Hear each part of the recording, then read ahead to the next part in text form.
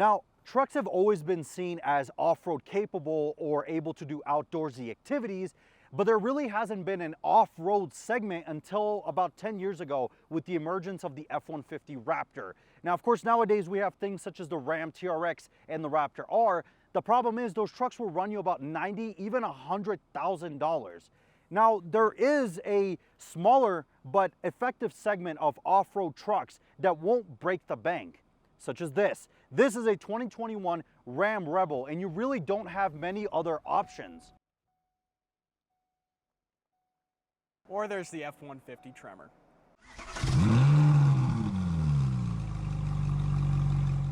As you can see here, the Rebel is, of course, more aggressively styled than a regular Ram 1500. I particularly think it looks pretty aggressive and pretty well suited for its segment from the front. What do you think about it? You have the sharper headlights on this than you do the F-150, and it's not a larger grille, but it's definitely a more pronounced and strong standing grille than the F-150's is. This is, of course, going to be metal down here, and you have your tow hooks. I think it's great, other than the fact that Ram placed these fake vents on the hood right here, because we know that 5.7 doesn't need any additional cooling. It's not like that actually helps, but you have tons of ground clearance like you would on a car like this. And overall, I think the front looks great. And on the sides, you also have the wider fender flares and everything light like that. Great off-road tires for great performance. Not 35s. I'd like to see 35s on a car like this, sadly. But overall, I mean, I think it has just a larger appearance than the F-150 does.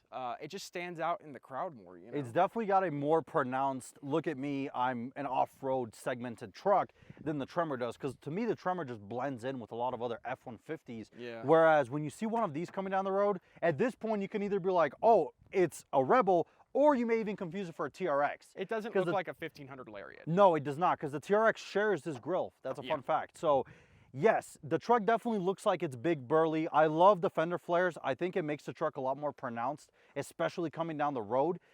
You won't miss this truck seeing it. No, and it's tall. That's the problem, is I can mistake F-150 Tremor for an F-150 XLT Lariat. Oh, and earlier I meant Laramie. It's the Laramie for these Lariats for the F-150s, But overall, I mean, I don't think it looks bad. I mean, should we switch over to the F-150 and take a look at it? Let's do it. Now, here's my main problem with the F-150 Tremor. It doesn't look too much differently than a regular F-150.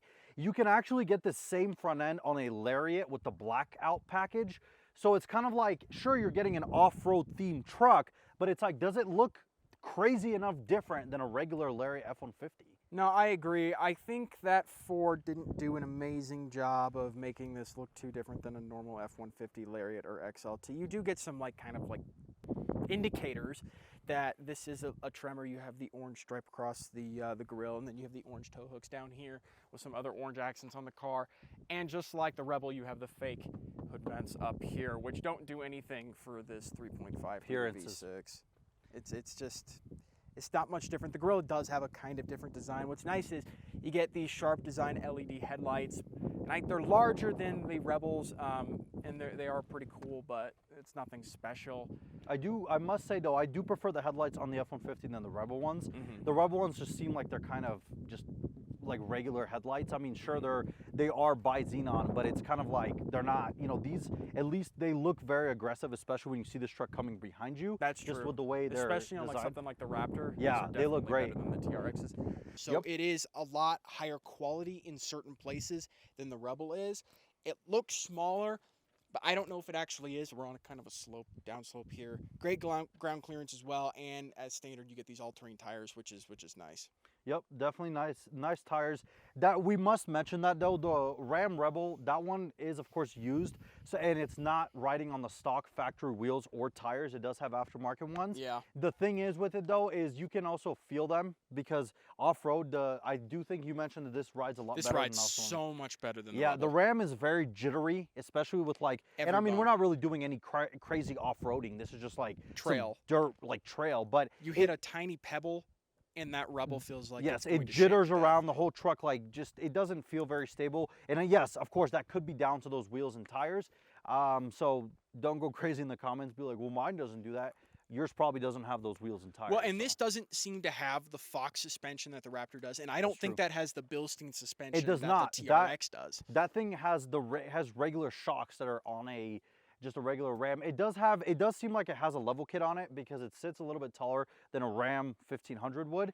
But yes, that is an interesting point that you do bring up, that this one does not have the Fox shocks. Still rides better. Which, yeah, it's to be expected that they didn't put it on this one because, I mean, that's sort of a Raptor trait. Yeah. And again, you're getting the baby Raptor, so. No, absolutely. Yeah. Overall, I do think it's a great truck. I just think that they definitely should have kind of got a little bit more aggressive. It could look a little more aggressive like the Rebel does. Yes. The interior of the F-150, what do you think? I think genuinely this new 13th generation F-150 interiors are just much nicer than the Rams in general. Yeah. That Ram does have a nice interior, which you guys can see here. It has leather. It's a nicely optioned interior. It has the big screen. But I think overall with the F-150, just the way it looks, the layout and everything, I much prefer it. And also I think the Uconnect system in the Ram is not as easy to use as the Sync 4 is. It seems a little bit more convoluted, and maybe if you get used to it, owning the truck for longer, it'd be easier. But I think the F-150, it just seems like everything flows much better in here. The infotainment system is definitely better than Uconnect. Sync 3 and Sync 4 have always been better than Uconnect. But this is Sync 4. You get Sync 3 in the smaller screen if you should get that. But this is Sync 4. Supports multitasking. It's super responsive. Navigation's great. Wireless Apple CarPlay, Android Auto, and you have a great digital gauge cluster that looks great. Changes based on the drive modes. And since this is off-road oriented, it has a bunch of off-road settings and everything like that. You can see your yaw and your pitch angle and your power distribution for which axle the power is going to. Different drive modes and everything like that, and because this one is a locking rear axle, of course you have that button down there. And then you have 6 auxiliary switches just in case you want to put anything on the outside of the car. The materials are nice in here. The leather is really, really soft, and you have this orange contrast stitching against this navy leather, which is really, really nice. And of course, since this is the F-150, a highly spec'd one at that, you have not a column shifter, you have the hideable shifter, the stowable shifter, and you have this work table right here that you could fold open, which you don't get that in the Ram. You do not. In the Ram Rebel, and as we mentioned, it's not a bad interior, it just feels dated. The only thing that's like really modern in this truck is this center infotainment screen. Everything else just kind of looks like it was designed in like 2015, which, I mean, good and bad. The one downside though that you did mention in the Tremor that this truck does not offer is you cannot get a full digital screen. It doesn't matter what kind of Ram you get, they do not offer that. It doesn't matter if you get a fully loaded TRX, it's not an option, whereas you can get that even in a regular Lariat F-150. Yeah, well, it feels cheaper in here. The connectivity is better. I like how you're not rooting around for the connectivity. The Ram has better stuff like that. The infotainment screen is such a hit or miss. Half the climate controls are in the actual screen, which I hate on cars. Same. It's like they were trying to really modernize this interior, and I think they kind of succeeded on a certain level, but I don't think it's done as well as in the F-150, which kind of puts, I don't know, kind of puts the entire technology side of the F-150 just a little bit above this. The gauge cluster, even though it's not fully digital, the gauges look really cool. They do. And it shows just as much off-road information inside of the screen you do get as the F-150 would show you. It's not super responsive, nor is Uconnect that responsive either. Uconnect is definitely not the top end one of the car industry today. Comes to storage and everything in here, it's nice, but the seats in the F-150 are a little nicer.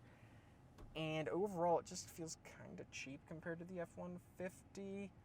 Definitely. It doesn't feel as high quality, and my biggest problem with the Rams has always been, and this is going to sound a little weird, but the doors just feel like they're, I don't know, they're not not as sturdy, and they feel smaller than the F-150s, and closing them, they're not as solid. It feels like the truck needs a refresh. Dodge has to do something. You do get different suspension heights in this car. That is true. It's really interesting with this truck because you can lower and raise the truck. You cannot do that on the Tremor. No, you can't. You're stuck with the one suspension option. So it's very cool that Dodge did do that.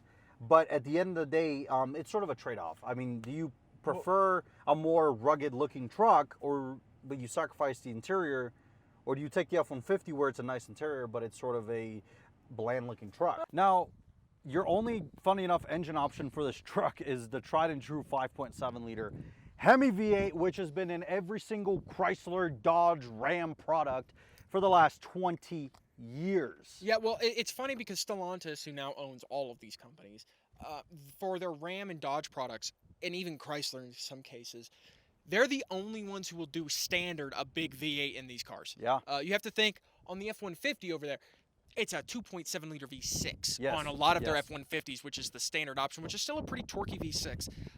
And then you have, of course, more V6 options and a V8 option. But Stellantis, with their Ram products, still does the large V8 engines in their Ram products still, which Yeah. I think is nice. The problem is this is the 5.7, Yes. which is not a very torquey and not a very powerful V8. It's It not. does enough to get this thing off its feet, Yeah. but it's not the 6.4 and it's definitely not the 6.2.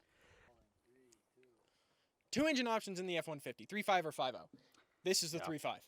Yeah, and funny enough, this is not. This is not the least the power engine option. This it's is the not. most powerful engine Yes, option that you yes. can get. Is this twin turbo 3.5 liter V6? And sure, you can hate on it. You could say, oh, it's a V6. It's the same engine that's in the Raptor. Now, sure, the one in the Raptor is the high output, right? Which That's the one. tuned. Yes, it's tuned to 450. This one's less than that. But here's the thing. It's like 400 on this one. This truck, and I've driven plenty of these, this truck has torque. I mean, This you truck's get got on torque. it, once the turbos spool up, it's quick. This truck will destroy that Ram, and In it's any not going kind to be of even close. on-road race, this 3.5 liter, this would walk a 6.4. Because this engine in this truck is so much lighter, and it is such a torquey V6 that it would destroy that whether it had a 5.7 or 6.4 in it. Yeah. So taking off in the Ram Rebel here, I'm going to leave it in two-wheel drive because, like I said, we're not off-roading. We're just on a trail here. And the main purpose of this, I just want to show you guys that this thing, while it rides nice, it definitely doesn't ride as nice as the F-150, which is weird because this has air suspension, but the F-150 feels like it's just a smoother ride on here. And I mean, we are going over some bumpy parts. As you can see, I'm kind of just bouncing all around the place. But yeah, it's definitely not as smooth or as thought out as the F-150 is. And I think that's down to the suspension that the truck has. It definitely would benefit a lot more from the Bilstein shocks that are in the TRX, but obviously I know why Dodge didn't do that. But overall, it's pretty good. When it comes to the F-150 versus the Rebel, this is so much smoother off-street. So we're on a trail. We're not off-road. But it is nice, and it works a lot better at handling the bumps with the suspension system than the Rebel does. So you're not being thrown all over the interior of your F-150. I'm going to turn off trail control now. For this type of situation, I don't even think you need anything like four-wheel high or anything. Four-wheel automatic is what we came up here in, and I think that works perfectly if you're not going to be on the street. To be honest with you, two-wheel high is probably something that this truck could get away with doing because it's so heavy-duty. And these all-terrain tires are pretty nice as well. They do spin a little bit. They're not as grippy as pure off-road tires would be, but that's not necessarily bad, especially for something like this. If you need to upgrade to off-road tires from all-terrain tires, so you need mud tires, it's not necessarily a bad idea, and it's something you could do for relatively cheap. I don't know why, but this does feel like it is so much more put together with the features and options that you can get on it. Now, while both trucks are very good at what they do, if you're looking for something a little bit more burly, something that kind of stands out amongst the crowd, the Ram Rebel is definitely the way to go. And the F-150 Tremor, of course, is just as good at all the off-road things as the Rebel is. But if you're looking for something that fits in a little more and doesn't need to stand out and has a little bit of a ride off-road, I think the Tremor is the way to go. I'm Aiden. And I'm Evo. Thank you for watching.